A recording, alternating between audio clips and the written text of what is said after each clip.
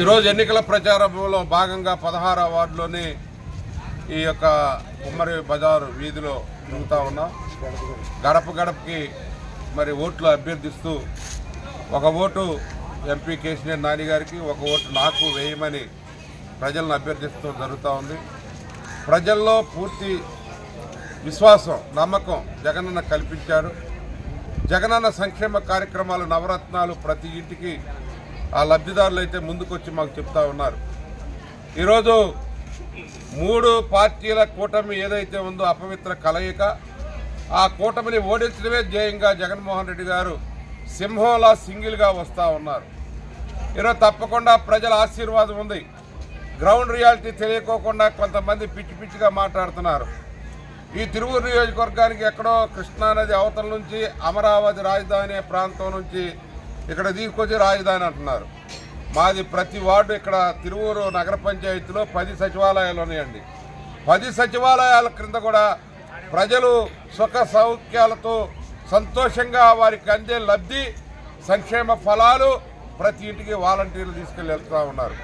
సచివాలయ ఉద్యోగులు సక్రమంగా పనిచేస్తూ ఉన్నారు. వారి వారి విధులు నిర్వహిస్తూ ఉన్నారు.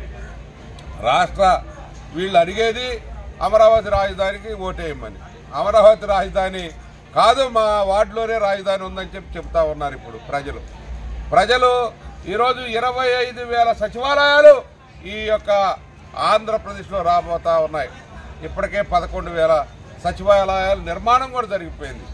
ప్రతి సచివాలయం ఈ వేరే రాష్ట్రాల్లో ఒకే సచివాలయం ఉంటుంది. ఇక్కడ ప్రతి 2,000 మందికి కూడా ఒక సచివాలయం ఏర్పాటు చేశారు. అది మా మోడల్, జగన్మోహన్ రెడ్డి గారి మోడల్.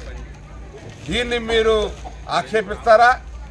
ఎవరండి ఈరోజు అమరావతి పరిరక్షకుడు అంట, చందాల కోసం వచ్చి ఇక్కడ ఆ పేరుతోటి ఈ నియోజకవర్గానికి సంబంధం లేదు.